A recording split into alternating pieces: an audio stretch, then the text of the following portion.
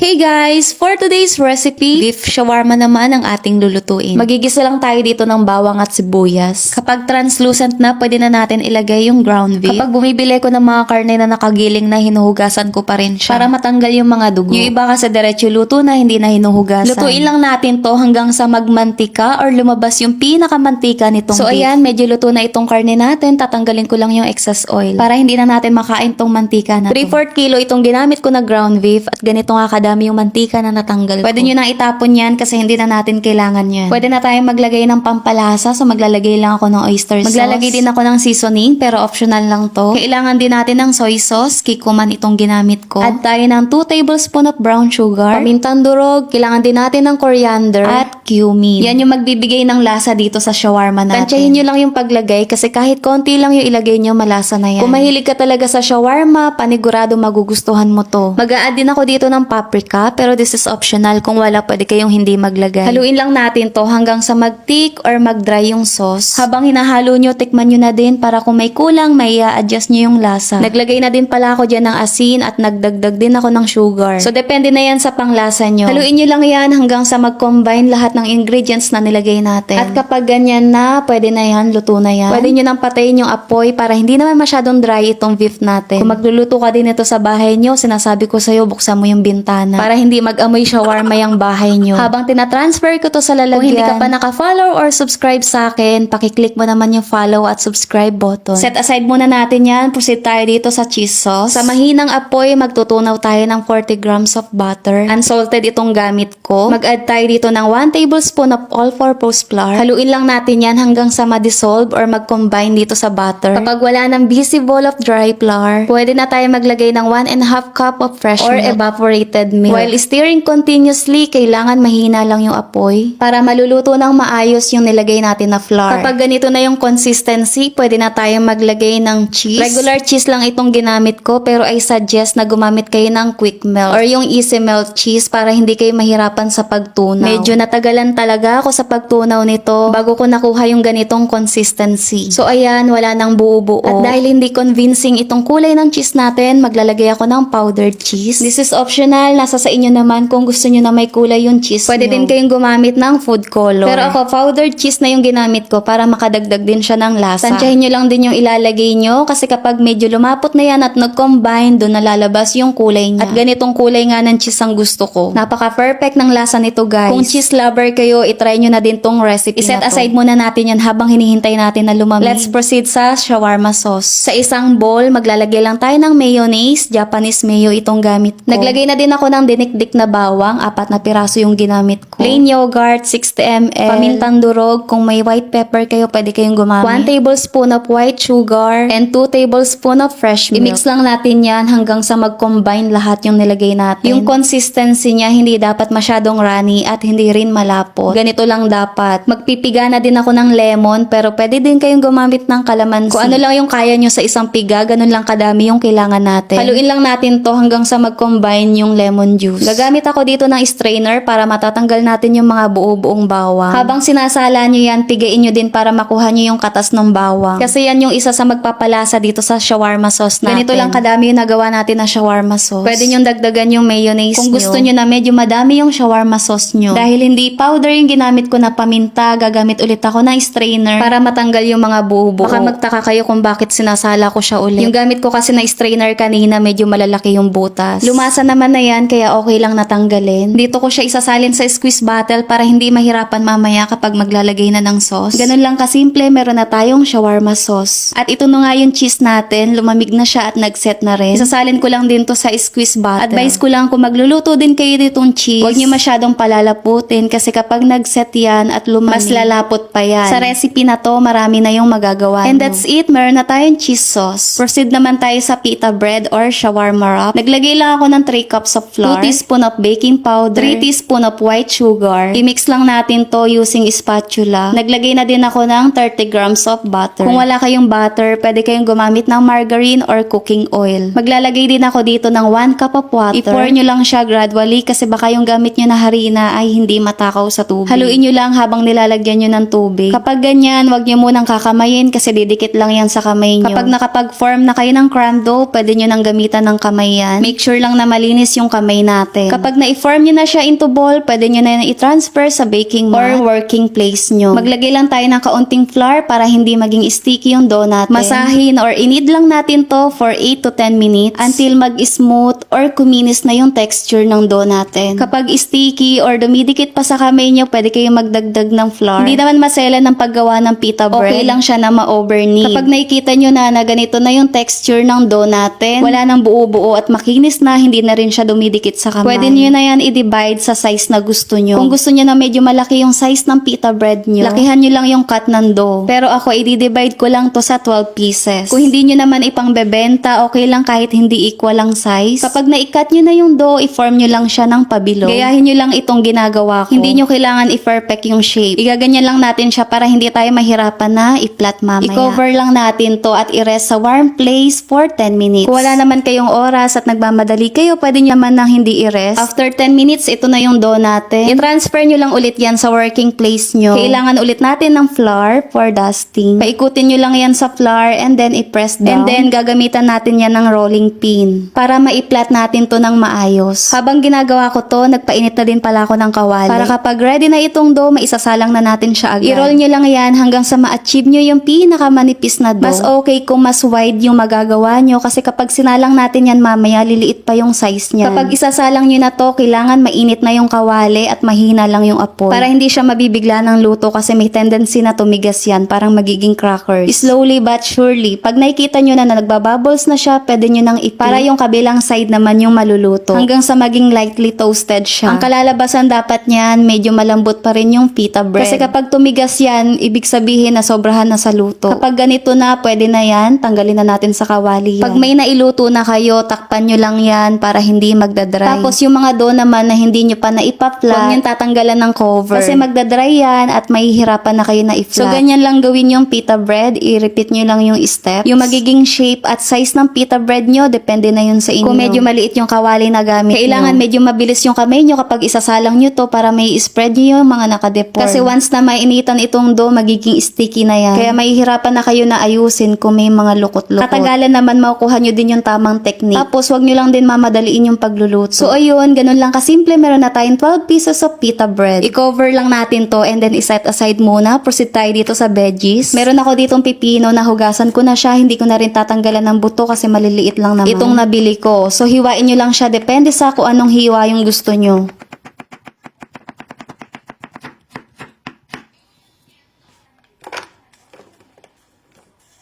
Kailangan din natin ng kamatis, so hiwain nyo lang din yan kung anong shape yung gusto nyo. Pero bago nyo hiwain, tanggalan nyo muna ng buto.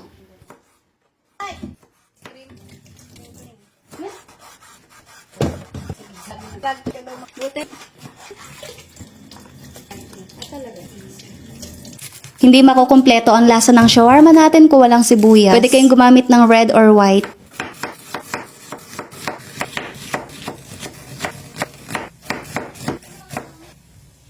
Pag hiwa-hiwalayin nyo lang yan para naman hindi buo-buo kapag nag-plating kayo. And this is it. Kahit walang shawarma dito sa Japan, kayang-kaya nating gumawa niya. Tingnan nyo naman tong pita bread natin, napaka-perfect. Yung may part ng toasted, okay lang yan kasi nag-a-add din ng flavor yan. Mag-start tayo dito sa kamatis. At dahil homemade ito, kayo na bahala kung gaano ka-loaded ang shawarma nyo. Naglagay na din ako ng sibuyas. Kung mahilig kayo dyan, pwede nyo dagdagan. Masarap din kung maraming pipino. Naglagay na din ako nitong beef at syempre itong pangmalakasan nating sauce na hindi tinipid sa lasa. So tingnan nyo yan guys kung gaano kasarap itong shawarma natin. At syempre hindi makukumpleto yan kung walang cheese. Dahil mahilig ako sa cheese, syempre dadagdagan natin yan at sasamahan pa natin ng hot sauce. Yung hot sauce lang yung hindi natin ginawa dito. Ipo-fold ko lang itong dulo para hindi malaglag yung fillings at yung sauce. After a long preparation, finally matitikman na natin tong homemade shawarma. The smell is giving. Tingnan nyo kung gaano ka-perfect itong shawarma natin. Hindi na natin patatagalin. Tikman na natin to. First bite para sa nanonood. Oh my God, napakasarap niya guys. Worth it yung preparation natin. Napakasarap. Lasang-lasang po talaga dito yung shawarma. Dagdag pa yung sauce. Guys, must try this recipe. Hindi natin kailangan magtipid sa cheese. Paano ba yan? Mukhang mauubos ko na to. Sabi ko, titikman ko lang. Kapag tinry nyo tong recipe na to, for sure hindi na kayo bibili ng shawarma sa labas. And that's it for today's recipe. Please don't forget to follow, like, share, and subscribe. Try this recipe.